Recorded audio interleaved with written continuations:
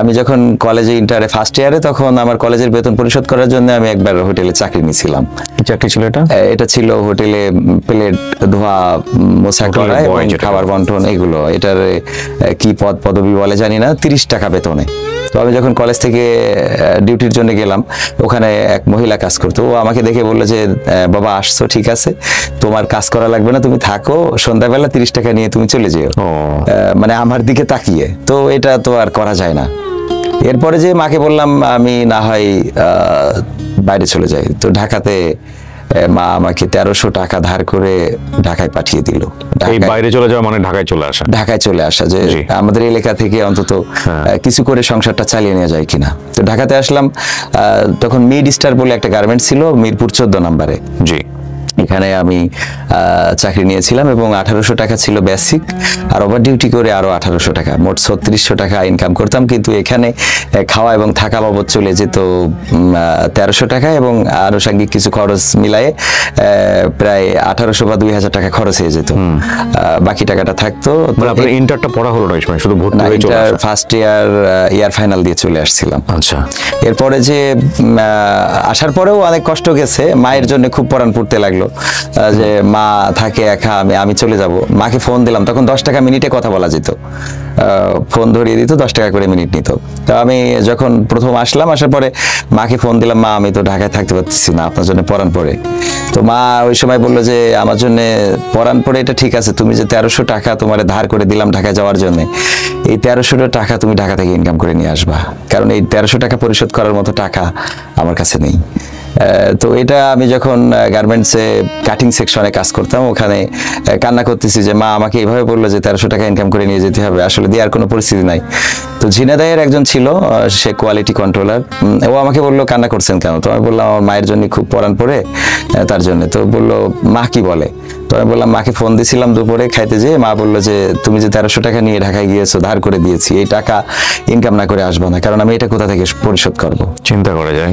তো তারপরে যে উনি বললেন যে একটা উদাহরণ দিলেন যে যদি মা অসুস্থ হয়, তো সেই মায়ের পাশে বসে কান্না করাটা বেটার হবে নাকি মায়ের জন্য মাকে ছেড়ে রেখে ডাক্তার ডাকতে যাওয়া বেটার হবে? তো আমি বললাম নিঃসন্দেহে ডাক্তার ডাকতে যাওয়াটাই বেটার হবে। তো বললো ধরে নেন যে আপনি ঢাকাতে আসছেন মায়ের জন্য ডাক্তার ডাকার জন্য, আপনি এটা মনে করে যে আপনার মায়ের অসুস্থ, আপনার মায়ের রোগ হয়েছে, তিনি অসুস্থ, কারণ কি? কারণ টাকা নেই, সংসার চালাতে পারে না। সেই সংসার চালানোর জন্য আপনি ডাক্তার ডাকতে আসছেন না, সেটা হলো টাকা। এটা ইনকাম করে যখন বাড়িতে যাবেন তখন দেখবেন মা সুস্থ হয়ে গেছে। ওই সান্ত্বনাটা কাজে লাগে এবং আমি দীর্ঘ 4 মাস কাজ করি। তো আবার বাড়িতে গেলাম, যাওয়ার পরে মা বললো তুমি এক কাজ করো, আবার লেখাপড়াটা কন্টিনিউ করো। তো তখন আমি আলেম ফার্স্ট ইয়ারে আবার ভর্তি হলাম। ওকে, যে আবার পড়াশোনাটা কন্টিনিউ করব, কিন্তু কিছুদিন পরে আবারও সেই পুরাতন কষ্ট। তো মা বললো এক কাজ করো, তুমি বিদেশে চলে যাও। ওকে, কিভাবে যাব? এত টাকা তো নেই। তো বাবার রেখে যাওয়া কিছু জমি ইতিপূর্বে বিক্রি হয়ে গেছিল, তো তার থেকে আরো 1 বিঘা জমি বিক্রি করে মা টাকা দিল বিদেশ যাওয়ার জন্য। তখন পথঘাট চিনতেন, মানে কার মাধ্যমে যাবেন, কিভাবে যাবেন? এই জমির তখন বাজার মূল্য ছিল 1 লাখ টাকা এবং সেই 1 লাখ টাকা দিয়ে 1 বিঘা জমি 1 লাখ টাকা। জি, সেই সময়। জি, এখন সেই জমির দাম এখন 20 থেকে 25 লাখ টাকা, যেটা কেনার মতো টাকাও বলা যায়। সারা জীবন প্রবাসী থেকেও ইনকাম করা হয়নি, এরকমই বলতে হয়, মানে যতদিন থেকেছি আর কি। তো ওই জমি বিক্রি করার পরে মা আমাদের ওখান থেকে লোক পাঠাতো, যারা তাদের সাথে যোগাযোগ করে দিল, আমাদের কিছুটা পরিচিত, এবং তারা আমাকে মালয়েশিয়ায় পাঠিয়ে দিল। মালয়েশিয়া আমার মামা থাকতেন, ছোট মামা। ছোট মামার কাছে নিয়ে যেয়ে দিল। ছোট মামা আমাকে আমার জন্য জব দেখে রেখেছিলেন এবং সেখানে জব করতাম। নরমালি তখন বাংলাদেশি টাকায় 15-20 হাজার টাকা বেতন পেতাম। কিসের জব ছিল ওটা? ওটা ছিল একটা ফ্যাক্টরিতে, প্লাস্টিক ফ্যাক্টরিতে কাজ করা। তো কিছুদিন পরে এক চায়না বস ছিল, ও আবার চায়নাতে যে কোনো এক কারণে সে আর ফিরে আসলো না। তো ফিরে আসলো না, এটা মানে ফিরে আসে না, আমরা কাজ করে যা কাজ দিয়ে গেছিল সব শেষ, কিন্তু উনি আর আসে না। উনি ছিল চাইনিজ, মালয়েশিয়াতে এসে ব্যবসা করতো। পরে আমরা কি করব, তো মামা আবার ওই ফ্যাক্টরি চেঞ্জ করে একটা কাঠের ফ্যাক্টরিতে চাকরি দিল, সেখানে ফার্নিচারের বিভিন্ন সামগ্রী তৈরি হতো। আমার ওই সময় তো পারমিট নাই, যেহেতু গিয়েছি, এটা ছিল ট্যুরিস্ট ভিসায় যাওয়া, যে ওখানে থেকে যাওয়া, যে কোনো এক সময় বৈধতার অ্যাপ্লাই করব।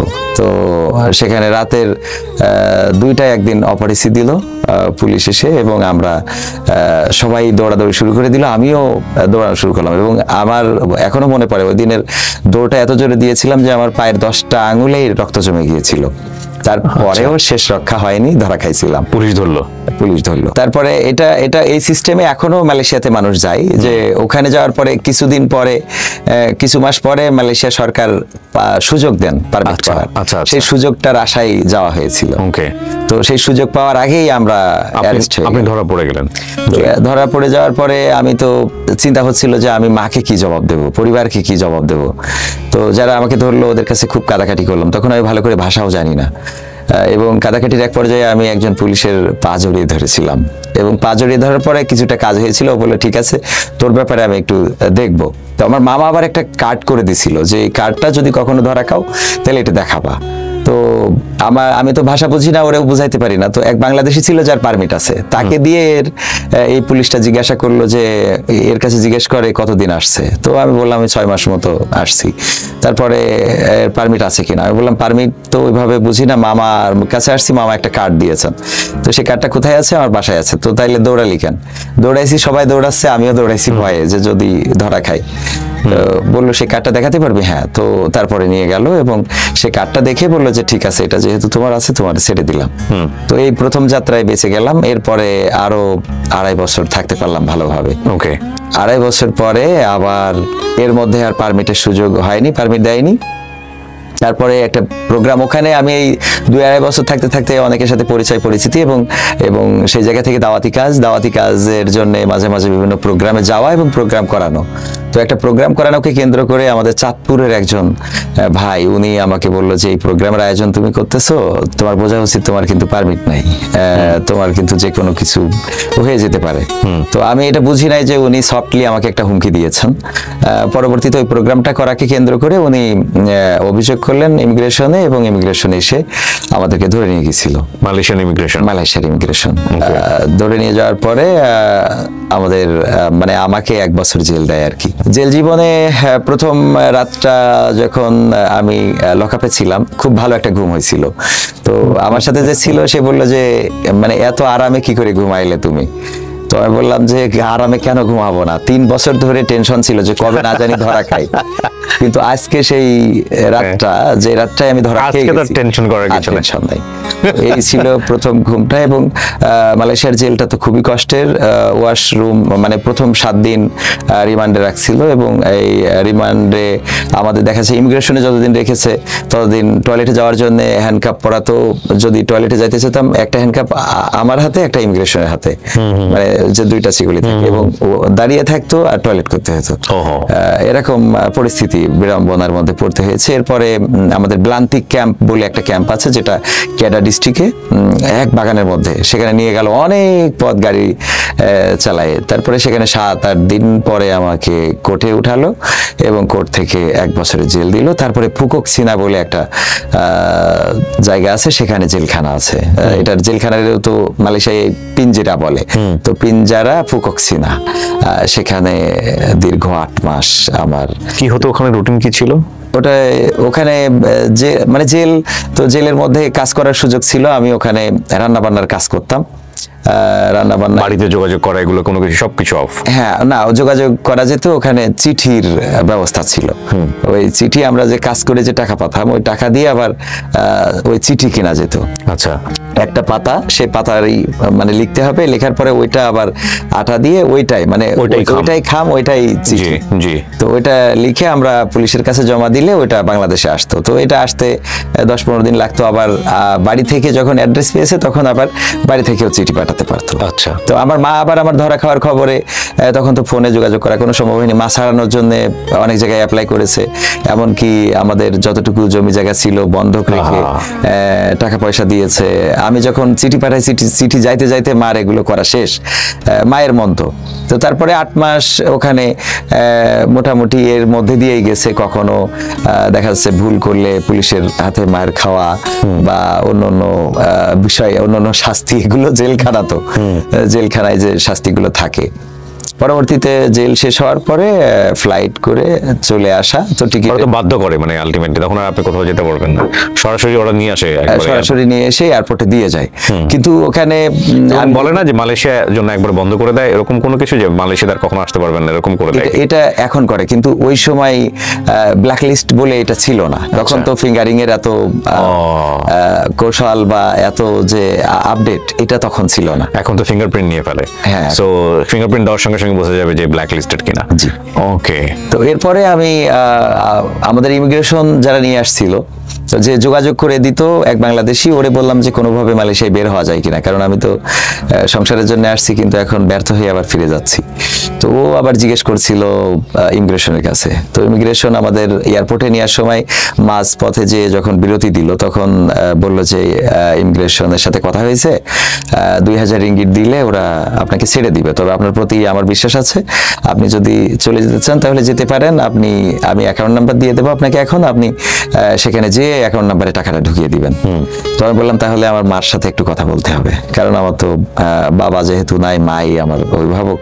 তো মাকে ফোন দিলাম, মা বললো যে কান্নাকাটি শুরু করে দিল যে 8টা মাস ধরে আমি ঘুমাতে পারি না, আমি দিন গুনি কবে আমার কবির বাড়ি আসবে, আর আজকে তুমি আবার মালয়েশিয়ায় বের হতে চাও, আমার এটা শোনার আগে মরে যাওয়া ভালো ছিল। তো মায়ের ওই কষ্টে আবার চিন্তা করলাম, না ঠিক আছে, মায়ের ভালোবাসার জায়গা থেকে বললাম না, বের হবো না, চলে যাব। বাংলাদেশে চলে আসলাম। আসার পরে আবার 2-6 মাস পরে যা হয়, কারণ এই দেশে তো আপনিও জানেন আমাদের কর্মের খুব অভাব। আবার আমরা যারা ওই যে কিছুটা মধ্যবিত্ত বা কিছুটা মানে স্ট্যান্ডার্ড ফ্যামিলির, তাদের অনেক জায়গায় অনেক কাজ করতে যায়। যেমন একবার মাঠে আমি কাজ করার জন্য গেছিলাম, সরিষা কাটতে হবে। তো অনেকে আমার বন্ধু বান্ধব যারা বা যাদের সাথে একসাথে বড় হয়েছি, তাদের সবাইকে নিয়েছে যে সরিষা কেটে দিলে 50 টাকা দেবে। তো আমিও গিয়েছি ওদের সাথে কাটার জন্য।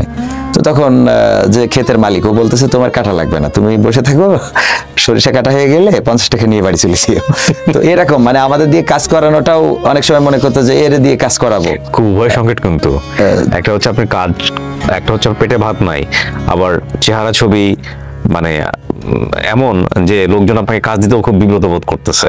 সো আপনি যাবেন কই আসলে? এটা একটা খুব ভয়ঙ্কর পরিস্থিতি, মধ্যবিত্তের সম্মানের মতো। হ্যাঁ, কিছু বলাও যায় না, চাওয়াও যায় না, আবার ক্ষুধা লাগলে না খেয়ে থাকাও যায় না, এই একটা অবস্থা। জি, তারপর? তো তারপরে দেশে আসার পরে আবারও একেবারে বেকার ছেলে হিসাবে কোনো ওয়ে নাই যে কিভাবে চলবো। ছোট ভাই ওই সময় কুর্দিস্তান গেছে। তো মা বললো যে যেহেতু ও কষ্ট করে গেছে, তুমি কষ্ট করে কিছু উপার্জন করে আনতে পারোনি, এখন তোমার চিন্তা কিন্তু তোমারই করতে হবে। তো এই জায়গা থেকে আমার এক ফ্রেন্ড ছিল, আমরা একসাথেই পড়াশোনা করেছি, ওর নাম তরিকুল ইসলাম। তো ওকে বললাম যে আর তো বাড়ি থাকার কোনো পরিবেশ, ছোট ভাইয়ের টাকা দিয়ে বড় ভাই চলা, এটা তো আমি নিজে আনইজি ফিল করি এবং মাও এটা চান না। তো কি করা যায়? তো ও বললো ঠিক আছে তুই আবার মালয়েশিয়ায় চলে যা। তো তারপরে আবারও ঠিক সেম ভাবেই মালয়েশিয়ায় চলে গেলাম, কিছু ধার দিনা করে। ও কিছু টাকা ম্যানেজ করে দিছিল। আমার মার একটা গরু ছিল, গরুটা 70,000 টাকা বিক্রি করা, এভাবে করে আবার গুছাইয়ে মালয়েশিয়াতে গেলাম। এবং পরবর্তীতে আলহামদুলিল্লাহ আমি যাওয়ার কিছুদিন পরেই যেই উদ্দেশ্য নিয়ে যাওয়া যে কোনো এক সময় মালয়েশিয়া সরকার আমাদের পারমিট দেবে, এবং সেই কাজটাই হয়েছিল, আমি পারমিট পেয়েছিলাম। ওকে। তো পারমিট পাওয়ার পরে তারপরে আলহামদুলিল্লাহ কনস্ট্রাকশনের কাজ করতাম। ওখানে লাইফটা খুব ভালো করেই সাজিয়ে নিয়েছিলাম। এবং এর শুরুতে অবশ্যই কিছুটা হুসট খাই, সেটা হলো যে আমি একটা গাড়ি চালাতে পারতাম। ইতিপূর্বে যখন গিয়েছিলাম, এটা ফর্কলিফট বলে ওরা, মানে শর্টকাটে ফকলিফট বলে ডাকে আর কি মালয়েশিয়ানরা। তো এটা ফর্কলিফট, তো এই গাড়িটা চালাতে পারতাম। তো আমি যখন প্রজেক্টে কাজ দিলাম, এক ইঞ্জিনিয়ার ওই গাড়িটা রবিবারে সরাতে হবে, কিন্তু উনি কোনোভাবে ওই গাড়িটা সরাতে পারছেন না। তো আমি ওনাকে বললাম যে আমি তখন নতুন, মানে পরের বার যেয়ে নতুন। তো আমি বললাম আমি গাড়িটা সরাই দিতে পারবো। বললো যে তুই সরাতে পারবি, চালাতে পারিস? বললাম হ্যাঁ। তো আমি সরিয়ে দিলাম। ও পরের দিন অফিসে আলোচনা করলো যে আমাদের এটা তো ড্রাইভার মালয়েশিয়ান, ও তো ঠিক মতো আসে না। মালয়েশিয়ানরা কিছুটা মানে সরল অনেক, কিন্তু অলস প্রকৃতির। তো আমরা এটা তো কবিরকে চালাতে দিতে পারি। তো আমার ওরা ড্রাইভার হিসেবে আমাকে সিলেক্ট করলো, এবং এটা চালানোর কারণে আবার ইন্ডিয়ান তামিল যারা ছিল ওখানে কাজ করতো, ওদের এটা খুবই গায়ে লাগলো যে একজন বাংলাদেশি কেন এরকম কাজ করবে, যেটা মালয়েশিয়ানদের কাজ। তো এটা নিয়েও আমাকে মানসিক টর্চারের পাশাপাশি শারীরিক টর্চারও করলো।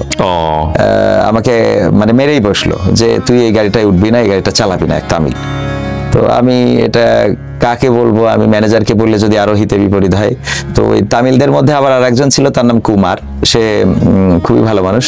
তাকে বললাম যে দেখ আমার সাথে এরকম আচরণ করেছে, আমি এই গাড়িটা তো আমাকে কোম্পানি চালাতে দিয়েছে। তো বললো ঠিক আছে, আমি ওরে বুঝাই বলে দেবো, যখন ব্রেক টাইমে ও ক্যান্টিনে আসবে তখন তুই ওরে কিছু খাবার কিনে দিবি, আর আমি ওরে বুঝাই বলে দেবো। তো আমি সেটা করলাম, আর ও ওরে বুঝাইলো যে বাংলাদেশ থেকে আসছে গরিব মানুষ বা এই সেই, ওর মতো করে ওর ভাষায়, তামিল ভাষায় বুঝাইলো। পরে কয় ঠিক আছে তুই চালাস।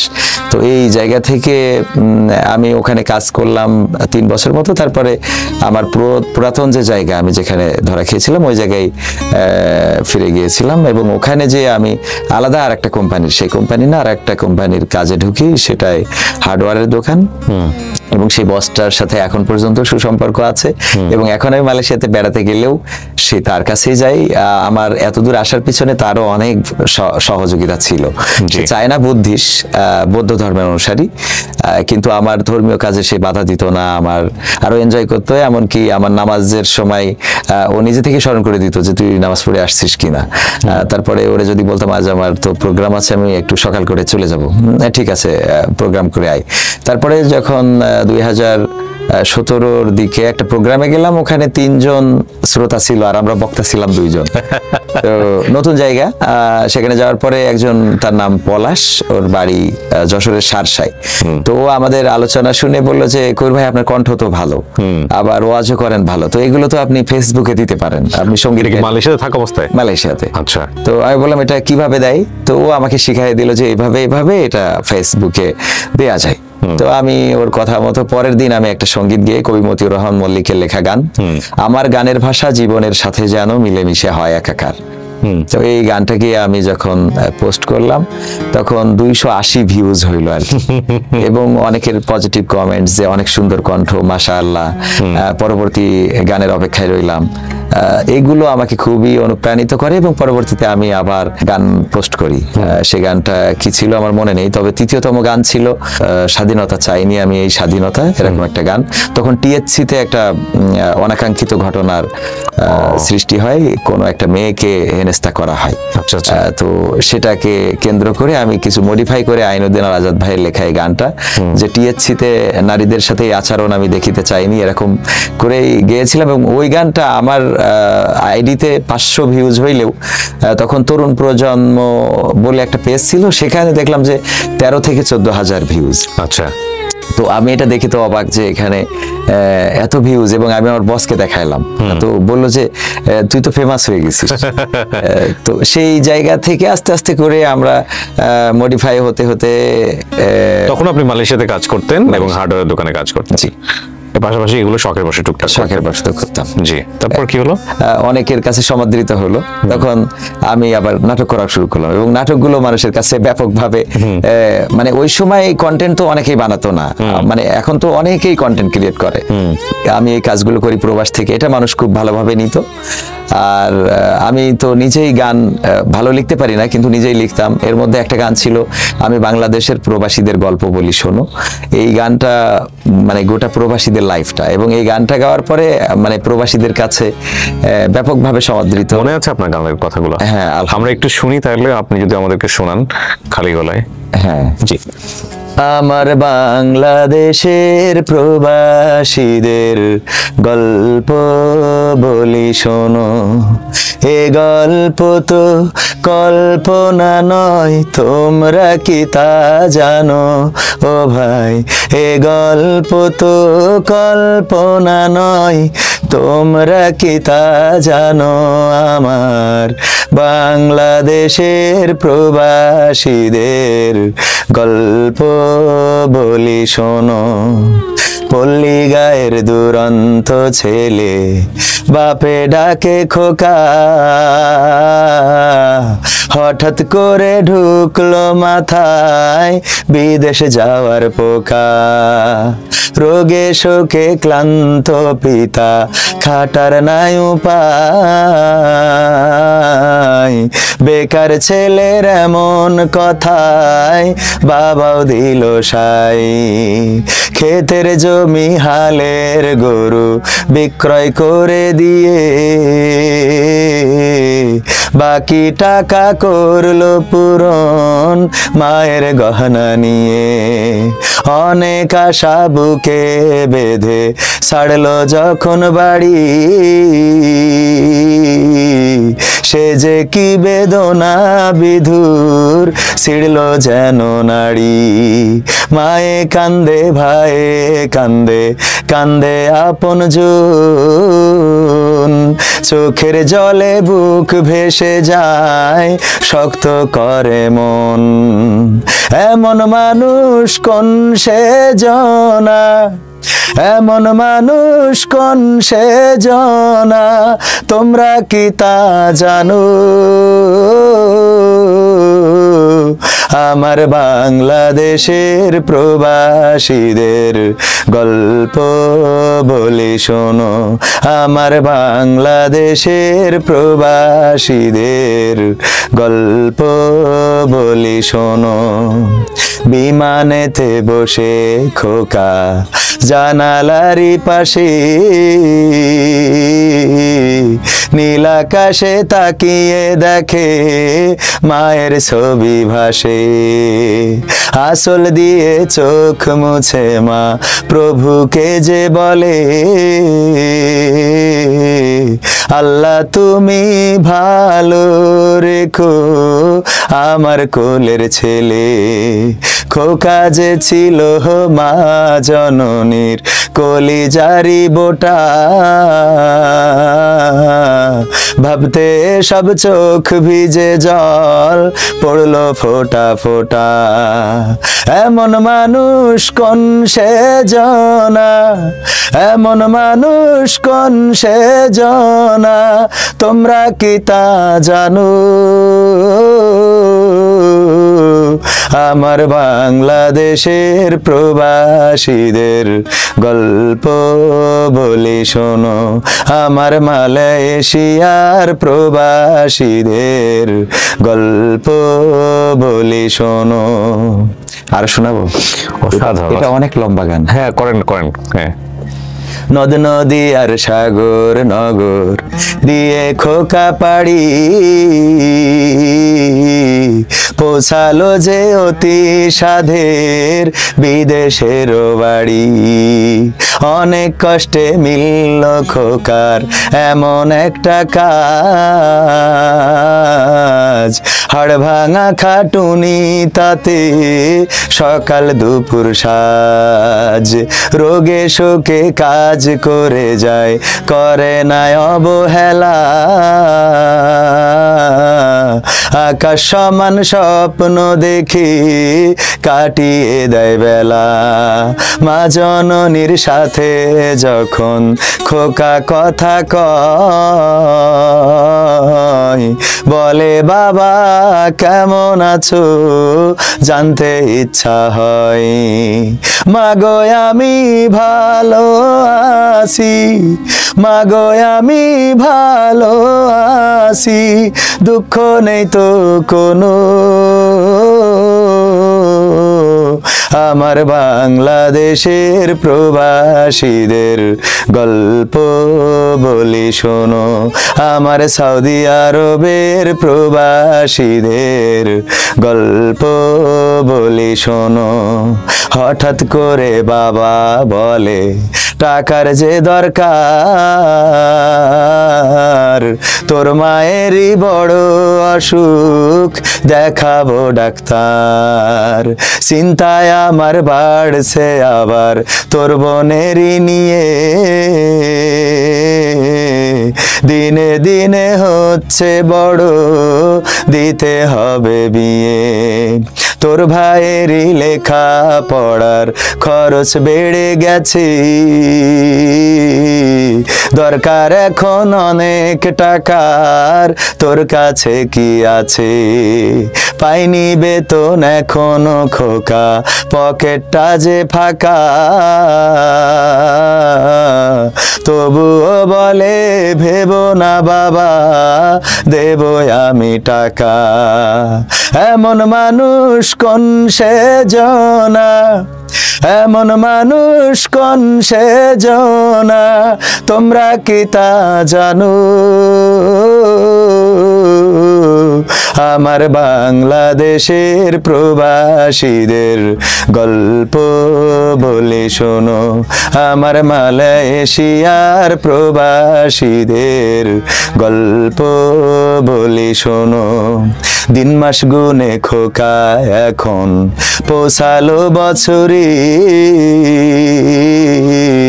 করতে হয় কাজ এখন যে তার 10 তলার উপরে। হঠাৎ করে কি হতে কি যেন হয়ে গেল, 10 তলারই উপর থেকে খোকা পড়ে গেল। আকাশ সমান স্বপ্নগুলো আকাশে গেল উড়ে, দেহ থেকে প্রাণ পাখিটাও গেল যে ভাই ছেড়ে। বন্ধুরা যে এসে দেখে রক্তে তরতর, নিথর দেহ পড়ে আছে জমিনের উপর। এমন মানুষ কোন সে জনা, এমন মানুষ কোন সে জনা, তোমরা কি তা জানো? আমার বাংলাদেশের প্রবাসীদের গল্প বলে শোনো, আমার সৌদি আরবের প্রবাসীদের গল্প বলে শোনো। পাঠাতে হবে লাশটা দেশে, আপন তো কেউ নাই, বন্ধুরা সব মিলে মিশে করলো এ কাজটাই। শুনে এ খবর মা জননীর সে কি আহাজারি, তার কান্দনে আকাশ বাতাস হচ্ছে যে ভাই ভারী। অবশেষে খোকার কফিন পৌঁছালো যে বাড়ি, ভাই বোনার গায়ের স্বজনের সে কি আহাজারি। মা জননী কেঁদে বলে, ওরে আমার ছেলে, বিদেশ থেকে কোন দেশে তুই গেলি আবার চলে। মাগো আমি সুখানিতে, মাগো আমি সুখ কিনিতে জীবন দিছি জানো। আমার বাংলাদেশের প্রবাসীদের গল্প বলি শোনো, আমার মালয়েশিয়ার প্রবাসীদের গল্প বলি শোনো। এ গল্প তো কল্পনা নয়, তোমরা কি তা জানো ও ভাই? এ গল্প তো কল্পনা নয়, তোমরা কি তা জানো? আমার বাংলাদেশের প্রবাসীদের গল্প বলি শোনো। অসাধারণ, অসাধারণ। আপনি এটা নিজে লিখেছেন এবং সুরটাও আপনার করা? জি। এই গানটা আপনাকে অনেকদিন বাঁচিয়ে রাখবে। আমি জানি না আমার এই কন্টেন্ট গুলো বাংলাদেশের মানুষ তো দেখেন, দেশের বাইরের অনেক মানুষ দেখেন। একটা গানে এত শক্তিশালী বর্ণনা, এত সুন্দর শুরু থেকে শেষ পর্যন্ত মেসেজ, দুর্দান্ত, খুবই দুর্দান্ত। এই গানটা দিয়ে বোধহয় আপনার একটা ভালো যাত্রা শুরু হলো সেই সময়টাতে সোশ্যাল মিডিয়াতে। জি, সেই সময় প্রবাসীরা এই গানটায় অনেকেই কেঁদেছে এবং আমি আসলে এই গানটা নিজেরই তো চোখে পানি চলে আসছে। আমি যদি রিলেট করেন নিজেকে তাহলে বুঝতে পারবেন যে এটা খুবই ইমোশনাল একটা গান। জি, তারপর? তো এই গানটা আমি যখন মানে কাজ করতাম তখন আমি আমার লাইফ এবং পারিপার্শ্বিক লাইফ সেইগুলো দেখেই এই গানটা মানে মনে মনে লিখেছিলাম। মানে এটা খাতাতে লেখা না, বা আমি এখন তো কোনো গান লিখতে চাইলে আমি ফোনে লিখে ফেলি, নোটবুকে, কিন্তু ওই সময় এটা লেখা ছিল না। এটা আমি আমার কাজের মধ্য দিয়ে বানাতাম আর মনে রাখতাম এবং পরবর্তীতে এটা রেকর্ড করি এবং এখনো মনে আছে যে এটা রেকর্ড করতে যে আমি পুরো ঘামে ভিজে গিয়েছিলাম মোবাইলে এবং এই গানটা আমাকে গোটা প্রবাসীদের কাছে এবং প্রবাসীদের অনুপ্রেরণা, তাদের ভালোবাসা আর আমাকে কবির বিন সামাদ হওয়ার পিছনে প্রবাসীদের যে অবদান, সেটা আমি যদি কোনোদিন ভুলে যাই তাহলে সম্ভবত আমি আমাকে হারিয়ে ফেলবো। কত সালের গান এটা? কত সালে?